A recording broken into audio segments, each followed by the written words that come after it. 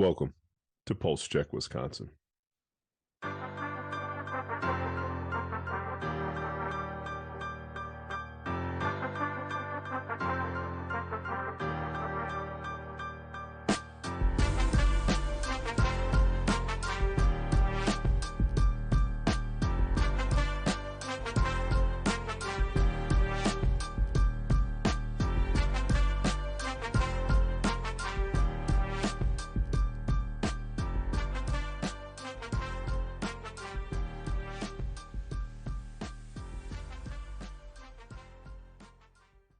This is Dr. Ford, and I wanted to do a special here for the most recent elections.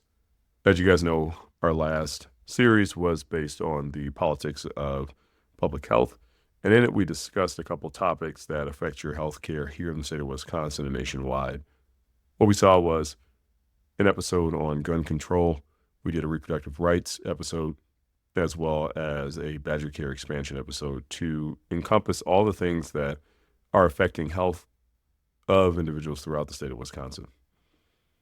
Now, I'll give this disclaimer. The point of this podcast was to give you objective data in which you can take with you in your day-to-day. You can take with you to the ERs, to your primary care doctors, to your family, friends, and also take to the polls when you decide on who you want to vote for and who meshes with your ideology of where you think your public health should be and your access to health care. Now, I will say it's very intentional that I don't advocate for any individual candidate on this platform, both locally as well as nationally.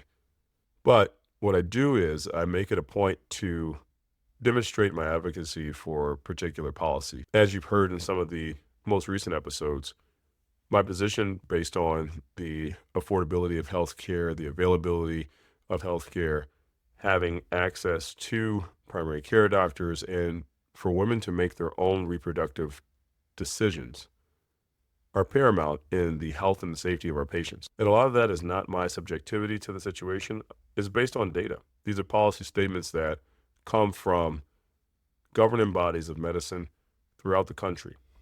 Now, as a provider at the beginning and throughout the entirety of the pandemic, what I will say is during that time frame, things were tough. We didn't have the medications we needed. We didn't have the equipment we needed. We didn't know the disease process that we were fighting.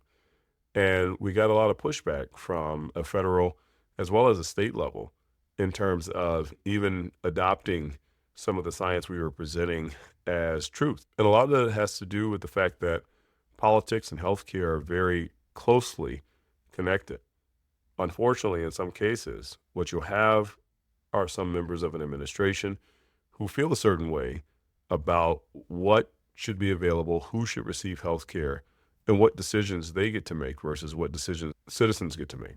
Now, I'm sure all of you know at this point, the same administration that was in control at the time of the beginning of the pandemic is now the same administration that will be coming in January. And as a provider, as well as an advocate for healthcare, it's something that is troubling and it's something that is concerning when that administration has already established how they feel about evidence-based medicine, how they feel about the practice of medicine and the practice of public policy initiation and implementation. When you have characters in your cabinet, like a Robert F. Kennedy Jr., who is stating that he wants to get rid of some vaccines or that he doesn't believe in fluoride in the water because it does X, Y, and Z that he pulled up from some arbitrary article online, those things are going to affect your public health in the long run. Those things are going to prevent purposeful and intentional healthcare legislation to go through at the federal and at the state levels. This is going to affect the affordability of medications potentially, as again, through the Inflation Reduction Act that was implemented by the current administration, we were set to see a reduction in healthcare costs and medication capping for our seniors in January of 2025. Elections have consequences, and we will see in the future what those consequences will be with the new administration. Now, I say all that to say this. I don't want to get you down in the dumps. And again, we don't know where we're going to end up with this current administration. However, there are two things I want to point out. First off, here in the state of Wisconsin, through the implementation of fair maps, we had, for the very first time in about 12 years, competitive races.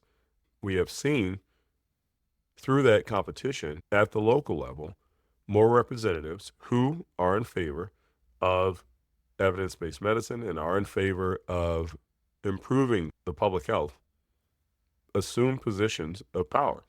That in the state of Wisconsin is going to be paramount when we talk about some of the things that we discussed in the last 3 episodes, when we talk about creating safe gun laws for our patients and for our communities, when we talk about maintaining reproductive freedoms for my patients and for women throughout the state of Wisconsin.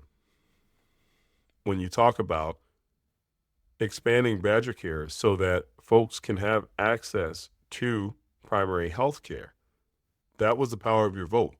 That is how we make Wisconsin safer and how to make Wisconsin citizens healthier. Now, the second part is this. Again, the purpose of this podcast was to advocate for you. I will not stop advocating for you, our listeners, for all my patients, and for my communities. This is just the beginning, and we at Pulse Check Wisconsin are going to continue to push forward. We're going to continue to provide you that same data as we did before. We're going to continue to advocate for policies that we know work in other states and that we know work in other countries as well. We're going to continue to push forward to make healthcare accessible, to make medications accessible, and to provide you interviews with experts who can speak to that fact in a way that is tangible and in a way that is factual. That is the only way that we move forward as a state, and that is the only way that we move forward as a country. That's how we get healthier. That's how we make sure that no one is left behind. So regardless of how anyone feels about this most recent election, if you're really happy, if you're really sad, we are going to continue to push forward, and we are going to continue to take care of one another, and I will be here to help you through that process. To all my listeners, feel free to reach out if you have any questions, if you have any concerns, or if you just want to vent. As always, take care of yourselves, take care of each other, and if you need me, come and see me.